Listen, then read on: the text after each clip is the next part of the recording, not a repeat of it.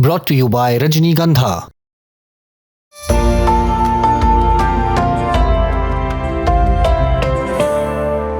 America और Iran के बीच क्या अब जमीनी स्तर की ग्राउंड पर जो लड़ाई की अभी तक के युद्ध होने की अभी तक जो अंदाजे लगाए जा रहे थे, सोचा जा रहा था क्या संभावनाएं हो सकती हैं, क्या ग्राउंड पर ट्रूप्स भेजे जाएंगे, सैनिकों के साथ आमना सामना होगा ईरान और अमेरिका का, ये अभी तक के सोचा जा रहा था सवाल थे। और अब एक ऐसी तस्वीर आ रही है जिससे इस संभावनाओं को और ज्यादा जोर मिल रहा है, क्योंकि अमेरिका ने अपनी कुछ तस्वीरें जारी की हैं जिसमें उनके मरीन्स दिख रहे हैं जिन्हें बताया गया है कि वो वेस्ट एशिया यानी मिडिल ईस्ट की तरफ रवाना कर दिए गए हैं और ये ईरान के साथ अमेरिका और इजराइल की जंग के बीच आया है। इसका मतलब क्या है? क्या आमना सामना होगा? हजारों सैनिक जाने वाले हैं। तो इसको लेकर एक पोस्ट है, वो पोस्ट मैं आपको बताऊंगा। और हमारे साथी जो मानस है, मानस उसके जो भी टेक्निकल टर्म्स हैं, किस तरह के जहाज के साथ अमेरिकी सैनिक वहां पर जा रहे हैं, क्या होने वाला है, क्या उनकी प्लानिंग है और इससे पहले इसके क्या क्या क्या उसमें डेवलपमेंट्स आ चुके हैं, वो सब हमारे साथी मानस बताएंगे। सबसे पहले मैं आप लोगों को, दर्शकों को अपने वो पढ़कर बता देता हूं जो जानकारी दी है यूएस सेंट्रल कमांड ने। उसमें लिखा है US sailors and marines aboard USS Tripoli LHA-7 arrived in the US Central Command Area of Responsibility March 27. The America-class amphibious assault ship serves as the flagship for the Tripoli Amphibious Ready Group. इसको एक बार हिंदी में समझाने की मैं कोशिश करता हूँ। मार्च 28 2026 का ये जो ऑफिशियल पोस्ट है वो किया गया है रात को लगभग 8:30 बजे जो भारतीय समय है उसके अनुसार। तो उसमें बताया गया है कि अमेरिकी नाविक यानी जो सेलर्स हैं और मरीन्स जो है उनके खास तरह के सैनिक जो वहां पर समुद्री सैनिक होते हैं जो यूएसएस ट्राइपोली LHA-7 पर तैनात है, वो 27 मार्च को यूएस सेंट्रल कमांड यानी सेंटकॉम, जिसको शॉर्ट में सेंटकॉम कहा जाता है, उसके ऑपरेशनल क्षेत्र यानी एरिया ऑफ रिस्पांसिबिलिटी जो है उसके वेस्ट एशिया की, वहां पर पहुंच गए हैं। यानी पहुंचाए जा नहीं रहे हैं, पहुंच चुके हैं। और ये America class amphibious assault ship यानी एक ऐसा इस तरह का वॉरशिप जो है जो समुद्र से सैनिकों और उपकरणों को सीधे जमीन पर उतार सकता है। ऐसे ट्राइपोली एम्फीबियस रेडी ग्रुप के साथ वो वहां पहुंचे और 31st मरीन एक्सपीडिशनरी यूनिट, एक सैन्य उनकी जो टुकड़ी है, वो वहां पर उसका फ्लैगशिप जो है मुख्य कमांड जहाज उसके साथ है। इस ग्रुप में लगभग 3,500 नाविक और मरीन शामिल हैं। इसके अलावा इसमें transport aircraft, strike fighter aircraft जो हमला करने वाले लड़ाकू विमान है और एम्फीबियस असॉल्ट और टैक्टिकल असेट्स भी यहां पर शामिल हैं जो इसमें जाने वाले हैं और मौजूद हैं। ये सारी जानकारी उसमें बताई गई और आप समझ सकते हैं इसमें कई सारी इस तरह के टेक्निकल शब्दों का इस्तेमाल किया गया है जो आम हम आपके हमारे जैसे नागरिकों को समझ में नहीं आते, लेकिन हमारे भाई साथी जो मानस है वो इस तरह के जो डिफेंस मामलों में उसमें काफी ज्यादा नजर रखते हैं, तो वो इसके बारे में हमें बताएंगे। मानस, सबसे पहले तो मुझे ये बताइए कि ये मरीन्स जो भेजे जा रहे हैं, मरीन्स क्या है और इसका क्या इंपैक्ट हो सकता है वहां पर? देखिए, मरीन्स को समझने के लिए अगर हमें रिलेट करना है तो भारत की पैरा एसएफ से हम उनको रिलेट कर सकते हैं। ये एक ऐसी फोर्स है मरीन्स जो जमीन, पानी, हवा और आसमान हर जगह से ये 4 डायमेंशनल वॉर लड़ती है। ये इनको ट्रेनिंग ऐसी दी जाती है, ये कहते हैं ना सैनिकों में से बेस्ट ऑफ द बेस्ट छांटा जाता है, तो ये उसके बेस्ट ऑफ द बेस्ट होते हैं। अमेरिका के पास कई ऐसी फोर्सेस हैं, जैसे मरीन्स हैं, सील टीम 6 है, डेल्टा फोर्स है, लेकिन मरीन्स को तब उतारा जाता है, खासकर अफगानिस्तान में मरीन्स का खूब इस्तेमाल हुआ था, जब boots on the ground operation और अर्बन वॉरफेयर हो, जब शहरी युद्ध होता है, जैसे बहुत घनी आबादी वाला इलाका, बिल्डिंग्स में युद्ध हो रहा है, तो उसमें मरीन को क्लोज क्वार्टर्स जिसको कहते हैं, पास के युद्ध में, उसमें इनको महारत हासिल है।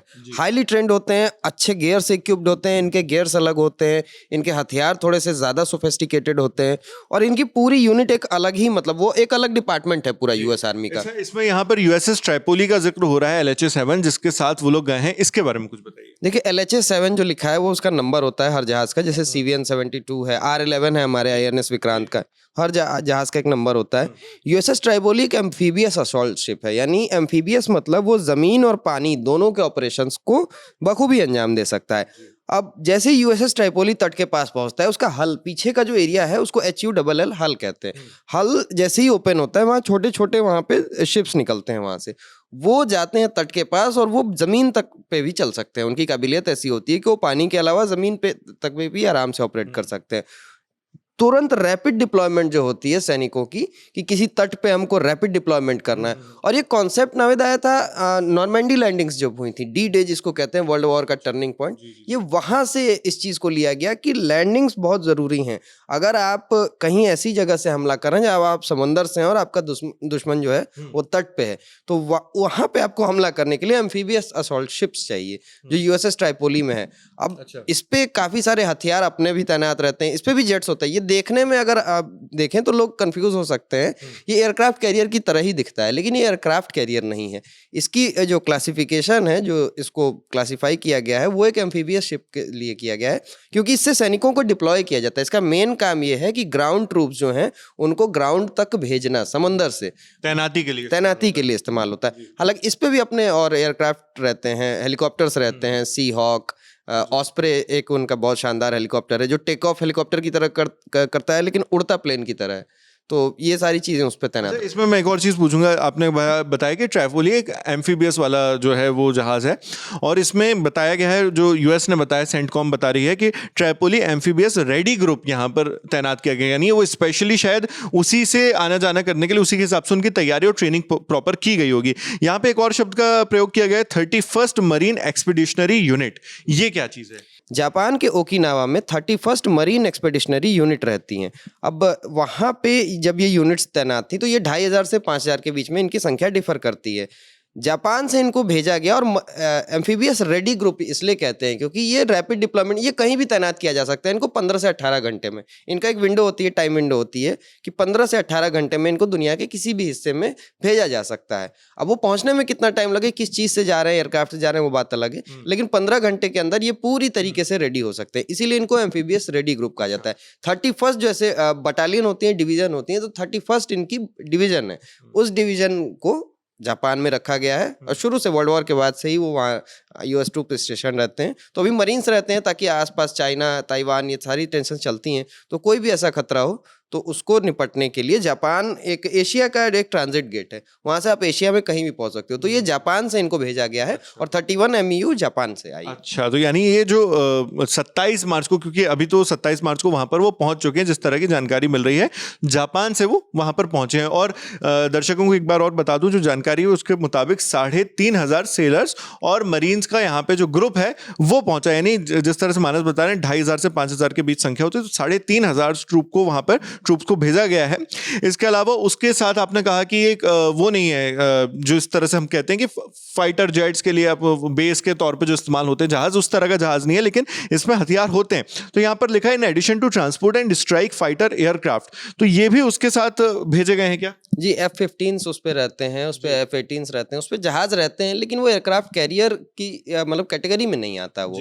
उस पे ऑस्प्रे नाम का एक हेलीकॉप्टर रहता है जो मरीन्स के लिए सबसे ज्यादा इंपॉर्टेंट माना जाता है उनके मिशंस में। ऑस्प्रे एक ऐसा हेलीकॉप्टर है जो टेक ऑफ और लैंडिंग एक हेलीकॉप्टर की तरह करता है, vertical landing, vertical take off करता है, और जहां खड़ा है जैसे हेलीकॉप्टर है उसको जगह नहीं चाहिए, उसको रनवे नहीं चाहिए। सेम वही काम करता है ऑस्प्रे भी, M-22 ऑस्प्रे कहते हैं उसको। बहुत अच्छा हेलीकॉप्टर है, मिलिट्री में इसका काफी नाम है। और जब वो उड़ता है, जब वो फ्लाई करता है, तब वो उसकी स्पीड प्लेन की तरह होती है, उसकी बनावट ऐसी बनाई गई है।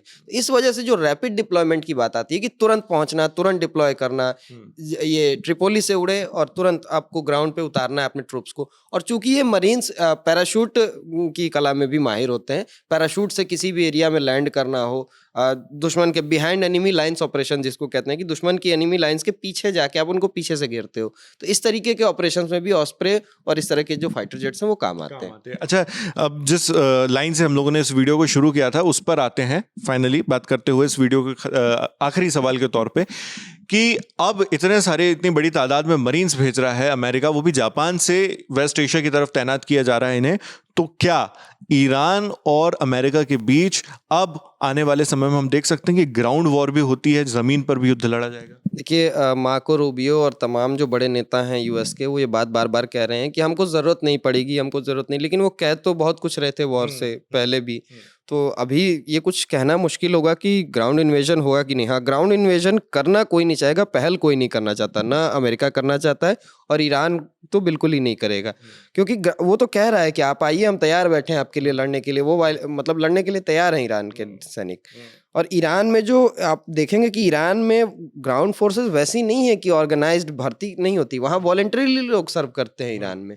और अमेरिका में ऐसा सिस्टम नहीं है। अमेरिका में लोग प्रॉपर एक चैनल है उसके थ्रू फौज में जाते हैं, लेकिन ईरान में एक वॉलंटरी, एक वो जो नेशनलिज्म जज्बा टाइप का है, तो वो चीज़ उनको फौज की तरफ लेके जाती है। और अगर ये ग्राउंड अटैक होता है, अभी तक ऐसा कुछ लग नहीं रहा कि ग्राउंड अटैक होगा, लेकिन ये जो संकेत मिल रहे हैं जैसे जैसे कि मरीन्स को तैनात करना, आपके ऐसे जहाज़ों को, यूएसएस ट्राइपोली, इसके साथ यूएसएस राफेल पेराल्टा नाम का एक जहाज़ है, उसको भी भेजा गया है साथ में। वो एक डिस्ट्रॉयर है जो मतलब जंगी जहाज जो तट पे हमला करने के लिए पास से जाके हमला करता है। तो मतलब ये सब देख के तो ऐसा ही लग रहा है कि वो खार्ग आइलैंड या कोस्टल एरिया का कुछ ऐसा पार्ट कब्जा करने की कोशिश में अमेरिका, जिससे वो स्ट्रेट ऑफ हॉर्मुज को खोल सके। वहाँ जो चोक पॉइंट बन रहा है उसको थोड़ा सा प्रेशर वहाँ पे कम कर सके। अमेरिका का मेन टारगेट इस समय ये है।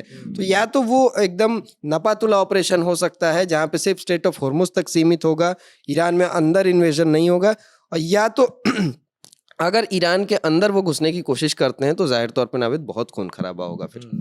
तो यहाँ पर दो चीज़ें और ध्यान देने वाली है। एक तो यह है कि डोनाल्ड ट्रंप एक तरह से संकेत भी दे चुके हैं। जिस तरह मानस ने स्ट्रेट ऑफ हॉर्मुज की बात की, वो स्ट्रेट ऑफ ट्रंप उन्होंने जो कहा वो जुबान का फिसलना मात्र नहीं माना जा सकता। ऐसे मौके पर यह भी हो सकता है कि वो एक तरह से इशारा कर रहे हैं कि स्ट्रेट ऑफ हॉर्मुज पर अब हम कब्जा करना चाहते हैं। और जिस तरह से ये अंदाज़ा लगाया जा रहा है कि वो वहाँ पर इतने 3,500 सेलर्स और मरीन्स भेज रहे हैं, तो हो सकता है कि स्ट्रेट ऑफ हॉर्मुज पर कब्जा करने का उनका टारगेट हो। क्या होता है वो आगे देखना होगा। लेकिन दो चीज़ें हैं। पहली तो ये कि अमेरिका ने ये जंग शुरू करने से पहले नेवल तैनाती अपनी जो वेस्ट एशिया में बढ़ानी शुरू कर दी थी। उस वक्त तक के बातचीत चल रही थी, न्यूक्लियर टॉक्स चल रही थी ईरान के लीडर्स के बीच में और अमेरिका के लीडर्स के बीच में, और इन्हीं बातचीत के बीच में अमेरिका और इजराइल ने मिलकर ईरान पर हमला कर दिया। यानी तैनाती अगर बढ़ाई जा रही है तो हो सकता है उसका कुछ ना कुछ मकसद हो जो साफ तौर पर डायरेक्टली अमेरिका अभी शो ना करे, लेकिन बाद में हो सकता है उसको लेकर कुछ ना कुछ खबरें हम तक जरूर पहुंचे। और दूसरी चीज यह है कि अगर अमेरिका ईरान में, जिसके लिए मानस ने भी कहा कि अगर वो ईरान की धरती पर उतरते हैं तो बहुत ज्यादा खून खराबा देखे जाने की यहां पर आशंका है। तो ऐसे में ईरान की धरती पर अगर ग्राउंड लेवल इन्वेजन किया जाता है, ग्राउंड पर ट्रूप्स भेजकर सैनिकों के जरिए युद्ध किया जाता है, तो फिर उसका क्या असर होगा यह देखने वाली बात होगी। क्योंकि ईरान अभी तक के कहता आया है कि आप आइए, हम ग्राउंड पर आपके साथ लड़ते हैं। तो एक तरह से क्या ईरान के सामने फिर से स्ट्रेटेजिकली यूएस कहीं गलती करने जा रहा है? क्योंकि इस पूरे युद्ध में हम देख रहे हैं कि यूएस के पास ताकत बहुत सारी है, वेपन्स बहुत सारे हैं, लेकिन स्ट्रेटेजिकली यहां पर ईरान किसी ना किसी तरह से उनको चकमा दे रहा है, मात दे रहा है। तो यहां पर क्या स्ट्रेटेजिकली एक और गलती कर सकता है यूएस अगर वो वहां पर ग्राउंड इन्वेजन करता है ईरान के बुलावे पर?